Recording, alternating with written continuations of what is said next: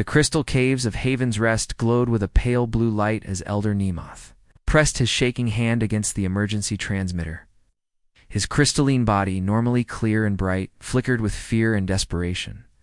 Around him, the other Zilani huddled together in the deepest parts of their underground home, their gentle voices whispering prayers to gods who seemed to have abandoned them. "This is Haven's Rest, calling anyone who can hear us." Nimith spoke into the device, his voice cracking. "We are under attack. The Karzak have surrounded our world. Our shields are failing. We have maybe 6 hours before they break through." Above them, the surface of their small mining colony burned. The Karzak fleet hung in the dark sky like hungry vultures, their massive ships blocking out the stars. 12 heavy war cruisers and dozens of smaller attack vessels formed a deadly ring around the planet. Every few minutes, their weapons would flash, sending another blast of energy against the colony's protective shield. Each hit made the shield weaker. The Zilani were not warriors. They were miners and artists, scientists and teachers. Their hands were made for gentle work, not for holding weapons. Their bodies were fragile, like living glass, that could shatter if hit too hard. They had lived in peace for hundreds of years, trading their beautiful crystals and precious metals. With other worlds, they had never hurt anyone. That was why the Karzak had come. The insect-like aliens were known throughout the galaxy as destroyers. They moved from world to world like a plague, taking what they wanted and leaving nothing behind. They especially liked to target peaceful planets because there was no one to fight back. The Zilani had heard stories of other colonies that had faced the Karzak. None of those places existed anymore. Nimith's message traveled through space, bouncing from relay station to relay station, searching for anyone who might help. Most species would ignore such a call. Getting involved with the Karzak was dangerous, and few civilizations were willing to risk their own people to save strangers. But the message reached someone.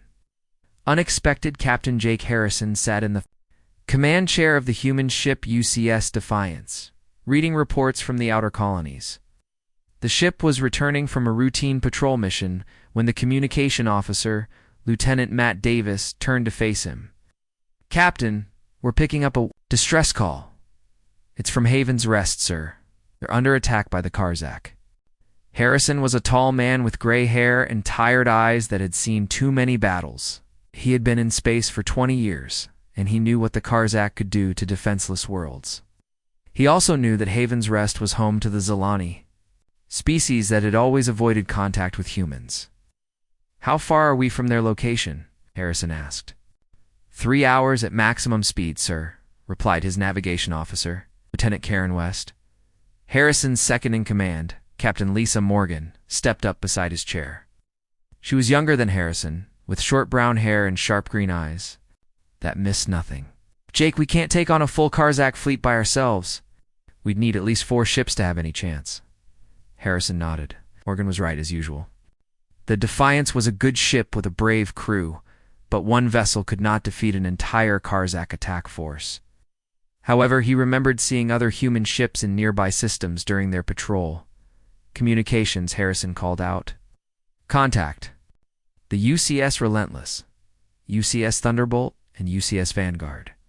Send them our current position and the situation at Haven's Rest. Ask if they can join us." Lieutenant Davis worked quickly at his station. A relentless response at their 2 hours. "Away, sir. The Thunderbolt can be here in 90 minutes. The Vanguard says they'll meet us at the rally point in 2.5 hours. Morgan smiled grimly. 4 ships against 12. Those are better odds than we usually get." Harrison stood up and walked to the large viewing screen at the front of the bridge. Space stretched out before them, filled with distant stars and endless darkness. Somewhere out there, a peaceful people were dying while waiting for help that might never come. "Set course for Haven's Rest," Harrison ordered. Speed.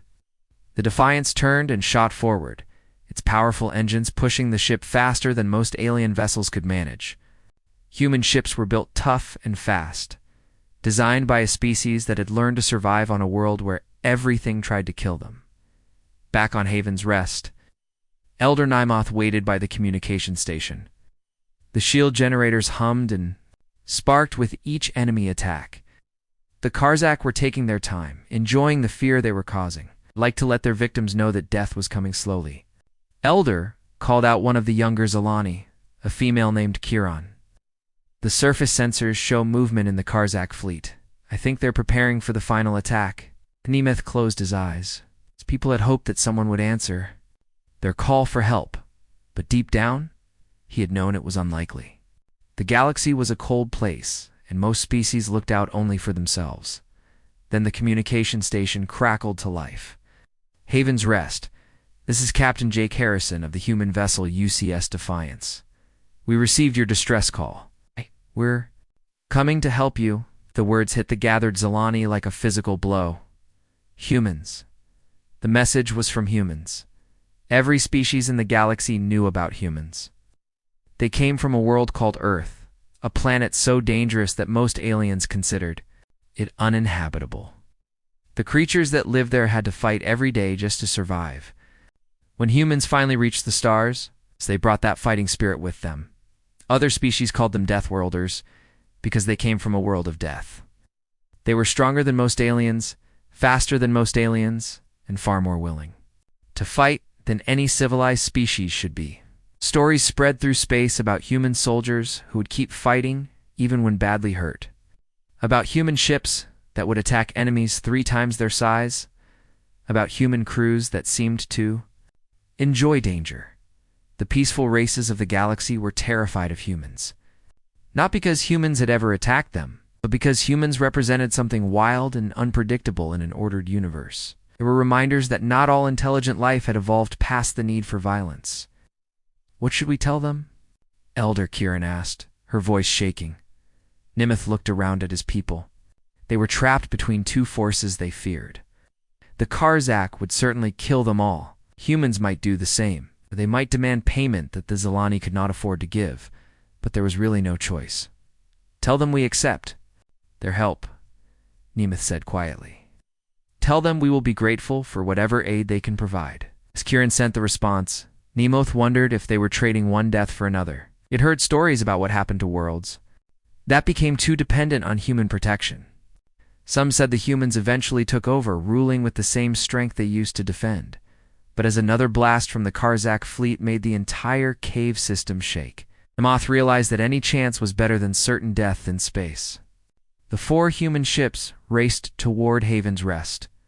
On the bridge of each vessel, human officers prepared for a battle they were not sure they could win. That had never stopped them before. Captain Harrison stared at the tactical display showing the enemy fleet. 12 heavy cruisers plus support ships against 4 human vessels.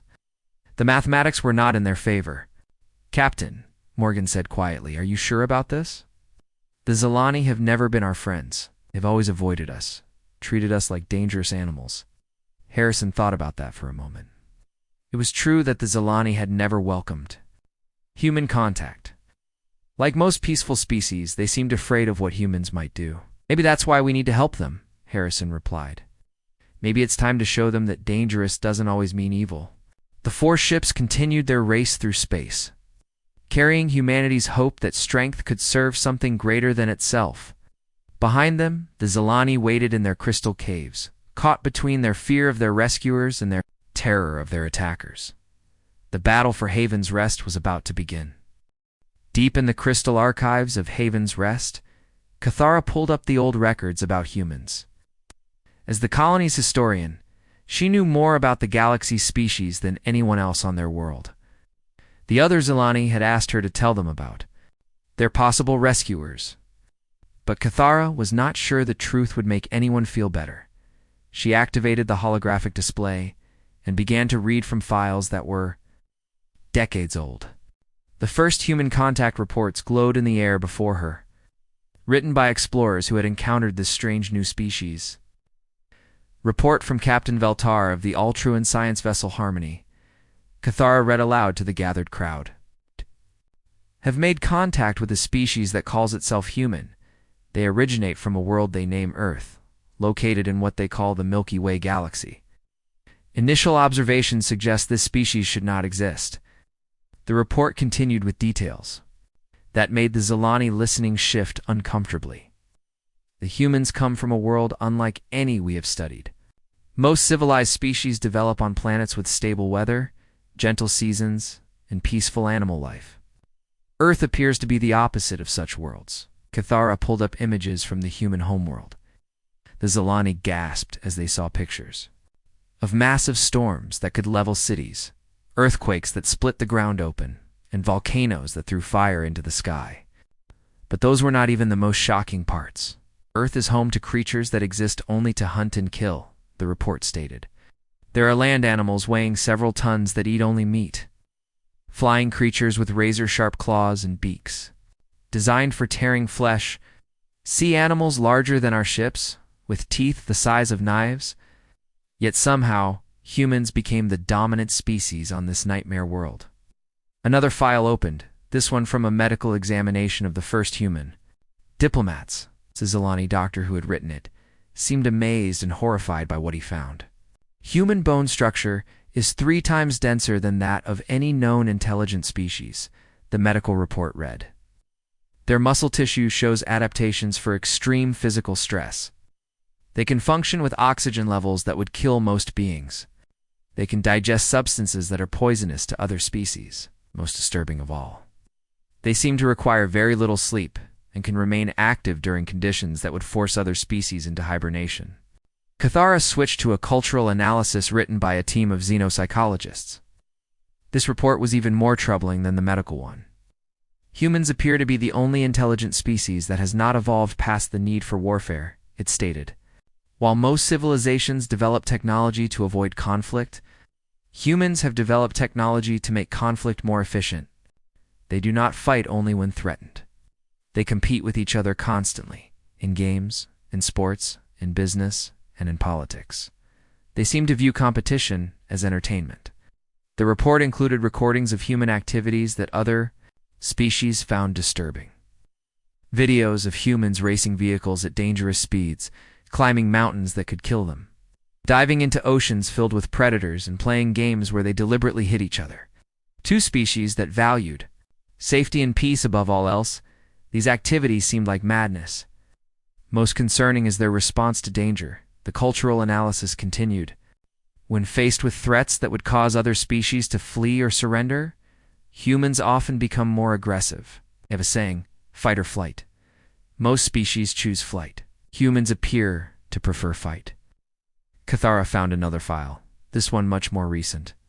It was a report from a Vaxxan trade station that had been attacked by pirates 5 years earlier. The Vaxxans were known throughout the galaxy as skilled negotiators who could talk their way out of almost any problem. But pirates were not interested. In talking, the situation was hopeless, the station commander had written. 12 pirate ships had surrounded us. They were demanding all our cargo and threatening to sell our people as slaves, prepared to surrender when a single human cargo ship arrived. The report described what happened next in terms that seemed too incredible to believe. The human ship, which we later learned was called the UCS Morning Star, opened communication with the pirates. The human captain told them they had 30 seconds to leave or be destroyed. The pirates laughed at this threat. 1 ship against 12 seemed like a joke. What followed was not a joke to anyone, except possibly the humans. The Morning Star attacked immediately. The human ship moved faster than anything we had seen before. It flew straight through the pirate formation, destroying 2 ships and damaging for others before they could react. When the pirates tried to surround it, the human ship performed maneuvers that should have killed everyone on board. The battle was over in less than 10 minutes. 8 pirate ships were destroyed. The remaining 4 fled. The human cargo ship had taken some damage, but was still fully operational. When we asked the captain why he had risked his life for strangers, he said it was the right thing to do. We could not understand this logic. Cathara found more stories like this one. Human ships attacking enemies that outnumbered them. Human soldiers fighting battles they could not win. Human crews refusing to abandon other species, even when it would save their own lives. There was the story of Captain Ben Carter, who had crashed his intelligence ship into a Krellian slave transport to free 200 prisoners. There was a Lieutenant Commander Sarah Martinez, who had held off an entire boarding party alone while her crew escaped. There was Admiral Kate Phillips, who had ordered her battle fleet to protect a refugee convoy, even though it meant missing a chance to attack the enemy's main base. The pattern is clear, concluded a report from the Galactic Council's Intelligence Division. Humans are dangerous, but they follow a code that most species do not understand. They will die to protect innocent beings, even ones they have never met. They will fight impossible odds if they believe the cause is just. They cannot be bribed, threatened, or reasoned with when they decide something is morally wrong. The report ended with a warning that made the Zilani shiver. Humans are the most dangerous species we have encountered, not because they wish to conquer us, but because they might decide we need to be saved from ourselves. Kethera closed the files and looked at her people. They sat in silence, processing what they had learned. Elder Nemeth was the first to speak. "These humans who are coming to help us," he said slowly. "They are creatures from a world of death and violence who have never learned to live in peace." "That appears to be correct," Kethera replied. "And they fight battles they cannot win, attack enemies larger than themselves, and risk their lives for strangers." Also correct. Nema thought about this for a long moment. Around him, the other Zilani waited to hear what their leader would say. The shield generators continued to hum and spark as the Karzak bombardment continued above them. Then perhaps Nemeth said finally, "We have called the right people." But even as he said it, fear crept through his voice. The humans might save them from the Karzak. But what would happen afterward? The reports made it clear that humans were unlike any other species. They were unpredictable, violent, and seemingly incapable of leaving well enough alone. Kieran spoke up from her position at the communication station. "Elder, I have been monitoring human military frequencies. Their 4 ships are 2 hours away from our system. The lead ship is trying to communicate with the Karzak fleet." "What are they saying?" Nemeth asked. Kieran adjusted her equipment to pick up the transmission. The voice that came through the speakers was calm and steady, but there was something underneath it that made the Zilani listeners step back instinctively. "Karzak vessels, this is Captain Jake Harrison of the UCS Defiance. You're attacking a peaceful colony. Withdraw immediately or face the consequences." The response from the Karzak commander was filled with clicking laughter. "Human ship, you are outnumbered 12-4. Leave now, and we will not add your bones to our collection." Captain Harrison's reply came without hesitation. "Negative. You have one more chance to withdraw. After that, we will remove you." More clicking laughter from the Karzak. "We look forward to testing human courage against Karzak steel." The transmission ended. Out. In the crystal caves, the Zilani looked at each other with growing worry. The humans were clearly as aggressive as the reports claimed. 4 ships against 12 was not courage, it was madness. "Elder," whispered one of the younger Zilani, "what if the humans are just as dangerous as the Karzak? What if we are simply trading one set of conquerors for another?" Nemeth had been wondering the same thing. The reports Kethera had read painted a picture of humans as barely controlled savages who happened to have advanced technology. They might drive off the Karzak only to enslave the Zilani themselves. But as another blast from the Karzak fleet shook the caves, Nemeth made his decision. "We'll find out soon enough," he said. "Either way, at least we will still be alive." To regret it.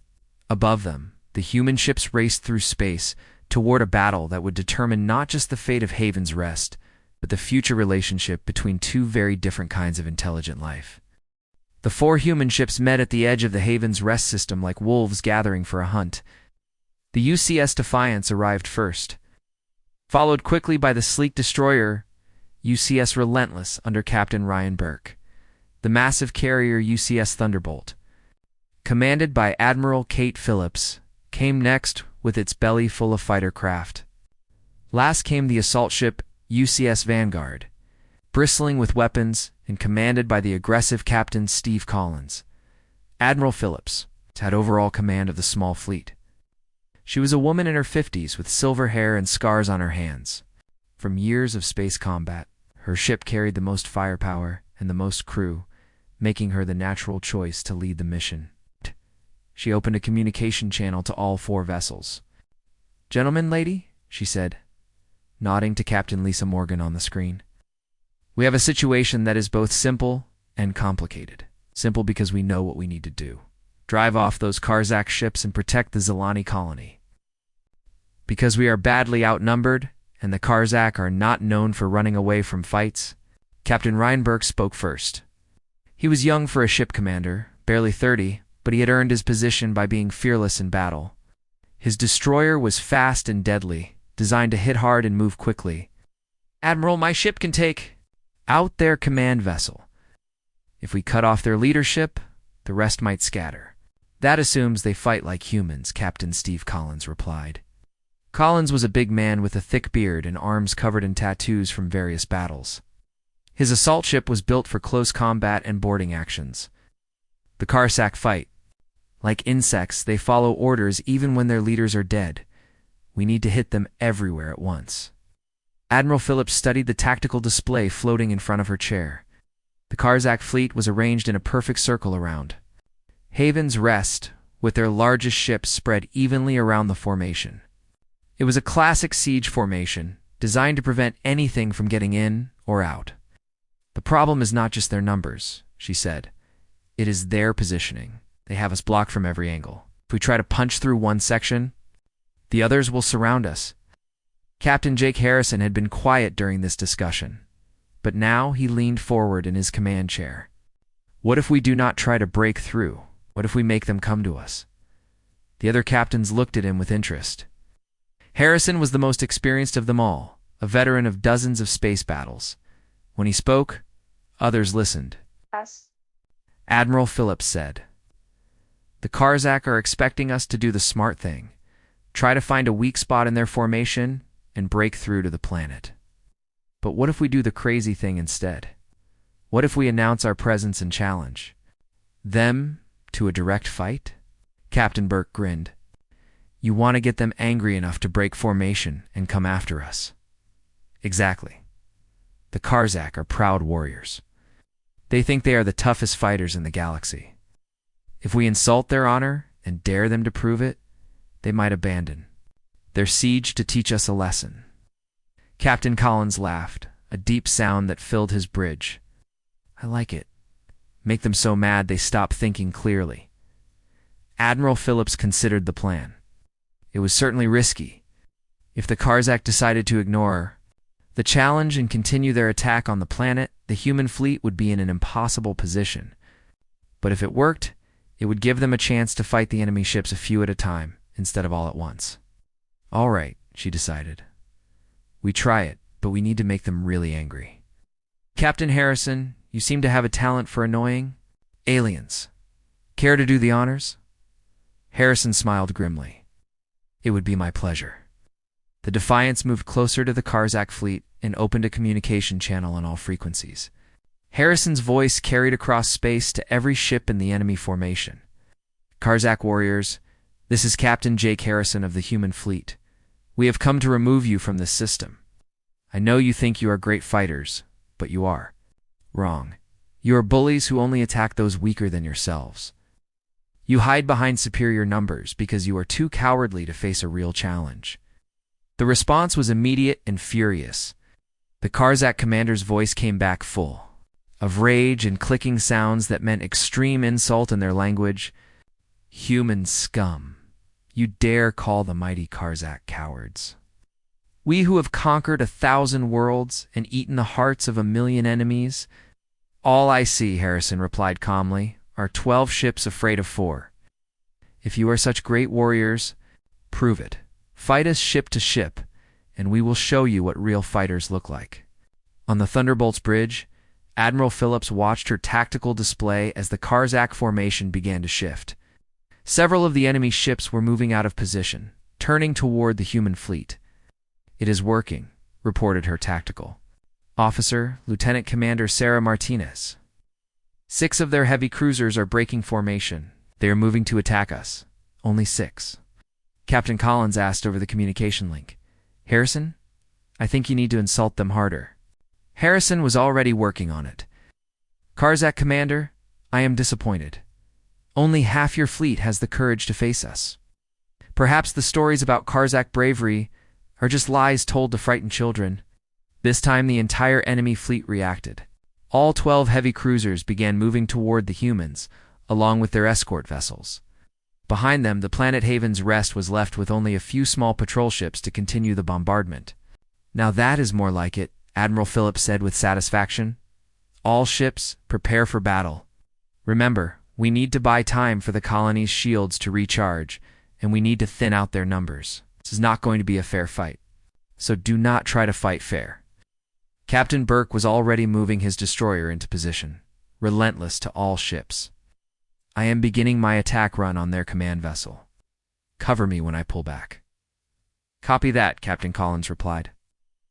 Moving to intercept their left flank? Time to show these bugs what boarding action looks like. Admiral Phillips turned to her flight operations officer, Commander Tony Martinez. Launch all fighters. Tell Squadron Leader Danny Foster and Lieutenant Grace Kim that they have permission to get creative. Want those Karzak ships too busy dodging our fighters to coordinate their attacks properly.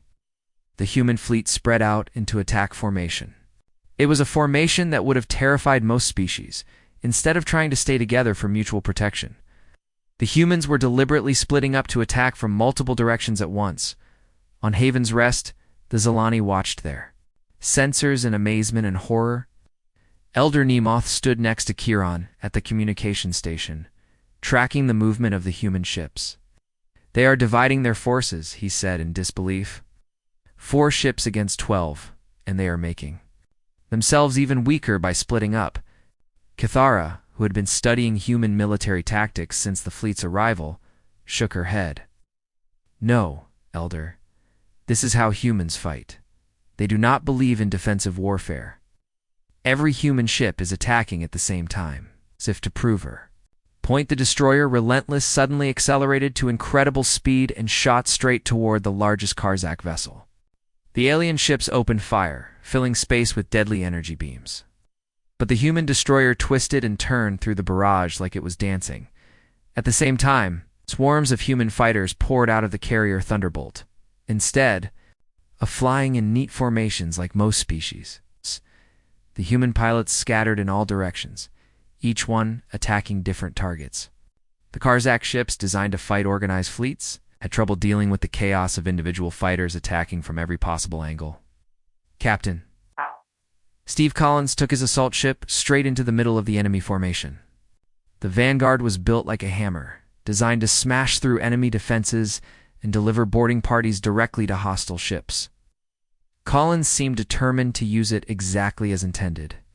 This is insane, whispered one of the younger Zilani. They are going to get themselves killed. But Elder Nimith was beginning to understand something about human tactics. No, he said slowly. This is not insane. This is what they do. They turn every battle into chaos, and then they fight better in chaos than anyone else. The first explosions began to light up the darkness of space as human weapons found their targets.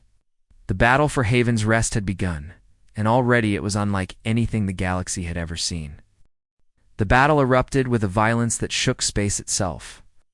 Captain Ryan Burke's destroyer Relentless shot through the Karzak formation like a bullet, its weapons blazing as it targeted the enemy command ship.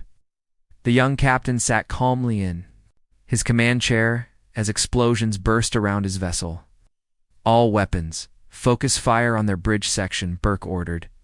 His gunnery officer, Lieutenant Chris Baker, worked frantically at his controls as energy beams and missile trails filled the space around them. Direct hits on their command tower, Baker reported. Their shields are down to 60%. The Karzak command ship was 3 times the size of the human destroyer, but Burke was not impressed by size. He had learned long ago that in space combat, speed and surprise mattered more than armor plating. Bring us around for another pass. Let's see how tough they really are. The destroyer spun in a tight circle that would have crushed the bones of most alien species. Human crews, trained from birth on a high-gravity world, barely noticed the crushing force. The Relentless came back at the command ship from a different angle, its weapons cutting deep into the enemy's hull. Meanwhile, Admiral Kate Phillips watched. From the bridge of the Thunderbolt, as her fighter squadrons tore into the Karzak fleet, Squadron Leader Danny Foster led 12 fighters in a direct assault on the enemy's left wing, while Lieutenant Grace Kim took her squadron around to attack from behind. "Foster, your target is that heavy cruiser on the far left," Phillips ordered. "Kim, I want you to take out their weapon systems. Make them blind and helpless." Foster's voice came back over the radio, calm despite the deadly fire surrounding his small fighter. "Copy that, Admiral. Beginning attack, run now." The human fighters moved like angry wasps, too small and fast for the big enemy ships to hit easily. They darted between the Karzak vessels, their weapons finding weak spots in armor and shield generators. What they lacked in firepower, they made up for with pure aggression and skill. Lieutenant Grace Kim rolled her fighter through a gap between two enemy ships that was barely wider than her craft. Her wingman, Lieutenant Paul Anderson, stayed right behind her as they opened fire on the cruiser's engine section. "Nice flying, Kim," Anderson said, as they pulled away from a blast that would have vaporized them both. "Where did you learn to fly like that?"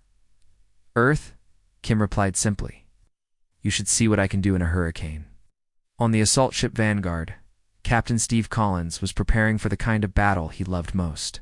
His ship was designed for close combat, built to smash into enemy vessels and deliver boarding parties directly to their bridges. Collins stood in the ship's armory, checking his personal weapons while his Marines prepared for battle. "Listen up, Marines," Collins addressed his troops. "We are about to board a Karzak heavy cruiser. These aliens are bigger than us. They have natural armor, and they have been warriors for thousands of years. But they have never fought humans before." The Marines cheered. They were all volunteers from Earth's toughest military units, men and women who had chosen to fight in space because it was more dangerous than anything their home planet could offer. Collins continued his speech as the Vanguard accelerated toward its target. "Remember your training. Humans are faster, stronger, and meaner than anything else in this galaxy. We do not give up, we do not retreat, and we do not lose. Today we show these bugs why the rest of the galaxy is afraid of Deathworlders." The Vanguard crashed into the Karzak cruiser with tremendous force. The impact would have killed the crew of most ships, but human vessels were built to survive such collisions.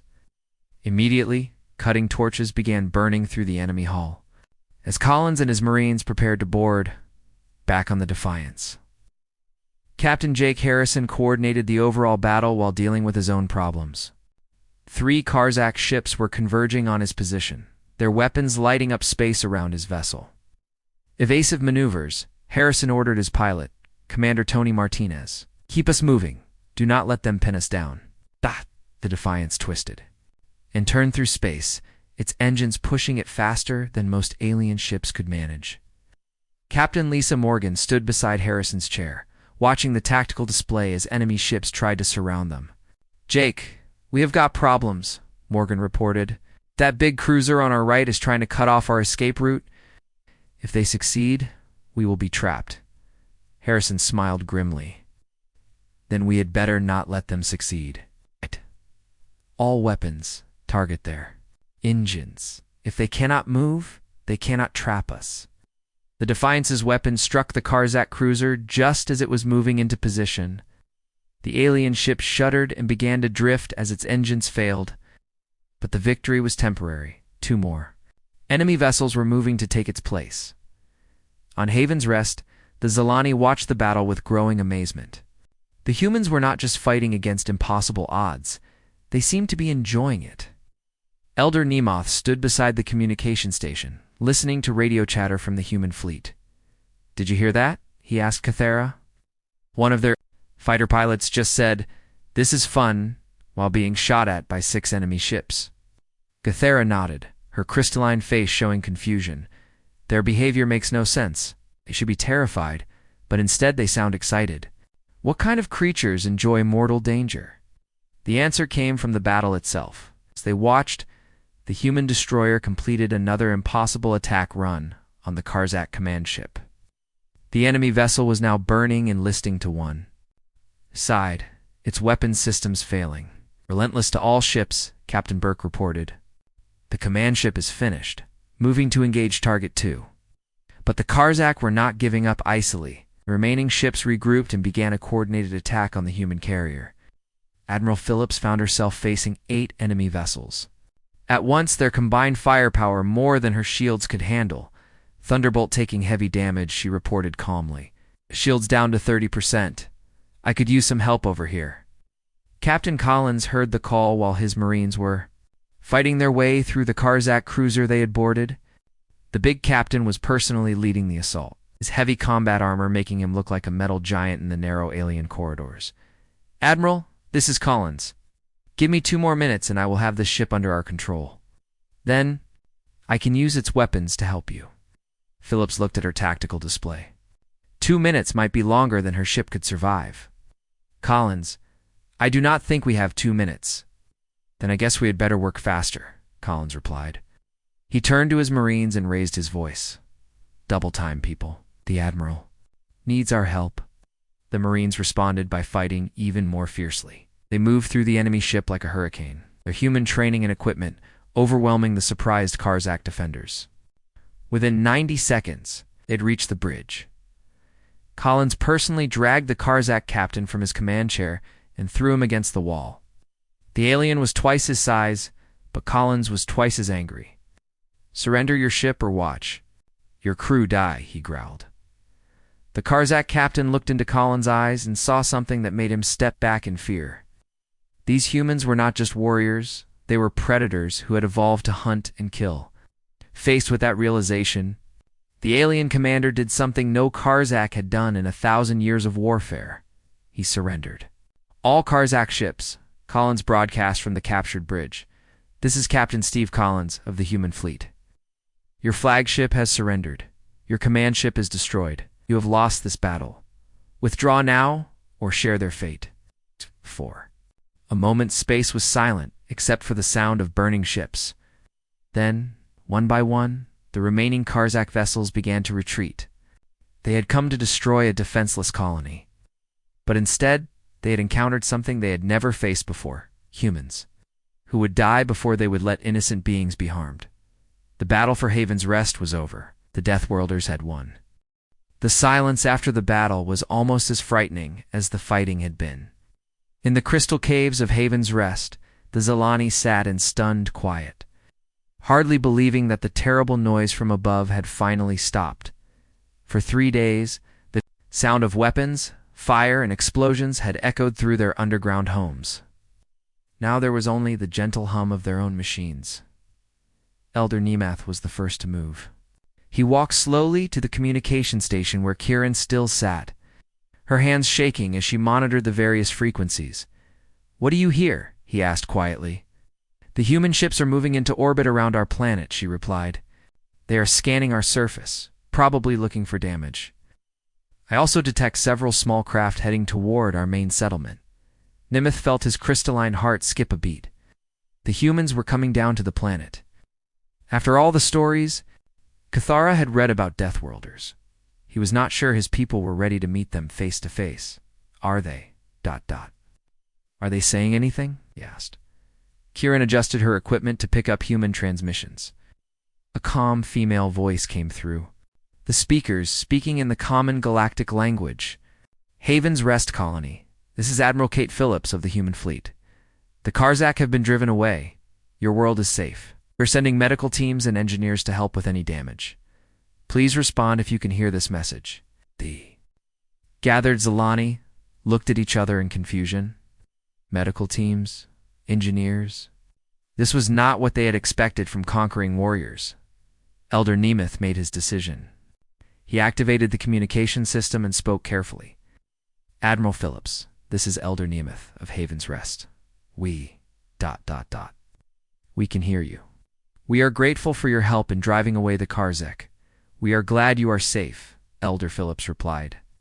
"May we have permission to land? Our medical officer would like to check if anyone was hurt during the bombardment, and our engineers can help repair any damage to your shields or power systems." Nemoth looked around at his people. They were still afraid, but they were also curious. These humans did not sound like the savage conquerors from the old stories. "You have permission to land," Nemeth said finally. We will meet you at the main settlement." 20 minutes later, a small human transport ship landed near the crystal structures that made up the Zilani colony. The Zilani had gathered in the central square, staying close together like frightened children. They watched nervously as the ship's doors opened and the humans emerged. The first person to step out was Admiral Phillips herself. She was smaller than the Zilani had expected, a middle-aged woman with silver hair and kind eyes. Behind her came several other humans, including a woman carrying a medical bag and a man with engineering equipment. The Zilani were shocked by how normal the humans looked. Yes, they were clearly built for a dangerous world. Their muscles were more developed, their bones looked heavier, and they moved with the confident grace of natural predators. But they were not the savage monsters from the stories. They looked ... Civilized. Admiral Phillips walked slowly toward Elder Nemoth, her hands visible and empty of weapons. When she was a few feet away, she stopped and bowed slightly in the traditional Zilani greeting. "Elder Nemoth," she said respectfully, "I am Admiral Kate Phillips. Thank you for allowing us to help." Nemoth was surprised by the formal politeness. He had expected either arrogance from victorious warriors or demands for payment. Instead, the human admiral seemed genuinely concerned about his people's welfare. "Admiral Phillips," he replied, "we owe you our lives. The Karzak would have destroyed us all if you had not come. We are in your debt." Phillips shook her head. "You owe us nothing, Elder. We came because it was the right thing to do." This statement confused the Zilani even more.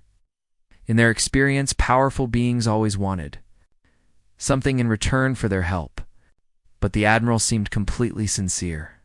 Dr. Helen Price, the fleet's medical officer, stepped forward with her equipment. She was a gentle-looking woman with soft brown hair and patient eyes. "Elder, if you do not mind, I would like to examine your people for injuries. I know very little about Zilani physiology, but I would like to help if anyone was hurt." For the next several hours, humans worked among the Zilani with quiet efficiency. Dr. Price treated several colonists who had been injured by falling rocks during the bombardment. Her touch was incredibly gentle, and she asked permission. Before examining each patient, the Zilani were amazed by her care and skill. Chief Warrant Officer Paul Anderson led a team of engineers who began repairing the colony's damaged shield generators. He worked alongside Zilani technicians, showing them how to strengthen their defenses and sharing human technology freely. "This power coupling is more efficient than what you had before," Anderson explained to a young Zilani engineer. "It should give you about 30% more shield strength. Here, let me show you how to install it." As the day went on, the Zilani began to relax around their human visitors. The Deathworlders were nothing like what they had feared. Were polite, helpful, and seemed genuinely interested in Zilani culture and welfare. Elder Nemoth found himself walking with Admiral Phillips through the colony's crystal gardens. The human woman admired the beautiful formations that the Zilani had grown over generations. "Your people have created something wonderful here," Phillips said, touching one of the crystal formations gently. "These gardens are more beautiful than anything we have on our worlds." Admiral Nemoth said hesitantly, "May I ask you a question that has been troubling me?" "Of course. Why did you come to help us? Your people and my people have never been allies. We have always avoided contact with humans. We were afraid of you." Philip stopped walking and turned to face him. "Elder, may I ask you a question in return?" Nemoth nodded. "If you saw a child being attacked by bullies, would you help the child even if you did not know him?" "Of course I would," Nemoth replied immediately. "Any decent being would." "Then you understand why we came," Philip said simply. "You called for help, and we answered. It does not matter that we are strangers. It does not matter that you were afraid of us. What matters is that innocent people were in danger." Nemoth felt something change inside him as he listened to these words. His life, he had believed that strength meant taking whatever you wanted from those weaker than yourself. But these humans, the strongest warriors he had ever heard of, seemed to use their strength only to protect others. "Admiral," he said slowly, "we have been wrong about your people. We thought Deathworlders meant creatures who brought death. You bring life instead. Phillips smiled sadly. We bring both, Elder. We can be very dangerous when we need to be. You saw that today when we fought the Karzak. But we choose to use our strength to protect rather than to conquer. As the sun set over Haven's Rest, the human ships prepared to leave. The colony's defenses were repaired and stronger than ever. The injured had been healed. The Zilani felt safe for the first time in weeks. Elder Nemoth stood with Admiral Phillips beside her transport ship as her crew prepared for departure. Will we see you again? He asked. If you need us, we will come, Phillips replied. And Elder, need to be afraid of us anymore? We are not your enemies. No, Nemoth agreed, watching as the human crews finished loading their equipment. You are our guardians. As the human ships disappeared into hyperspace, Nemoth turned to address his people, who had gathered to watch the departure. Today, we learned something important, he told them. We learned that monsters are not defined by their strength, but by how they choose to use it. The humans may be Deathworlders, but they are good Deathworlders. They stepped out of the darkness not to conquer us, but to stand in the light as our protectors. What had been documenting everything for the historical records looked up from her work. Elder, how should I record this day in our archives? Nemoth thought for a moment, then smiled. Write this: the day we stopped fearing the Deathworlders and started trusting them. The day we learned that the strongest hands can also be the gentlest, and that true warriors fight not for conquest, but for justice. As the night settled over Haven's Rest, Zilani went to sleep without fear for the first time in months. Somewhere in the galaxy, for human ships continued their patrol, ready to answer the next call for help. The Deathworlders had stepped into the light, and the galaxy would never be the same.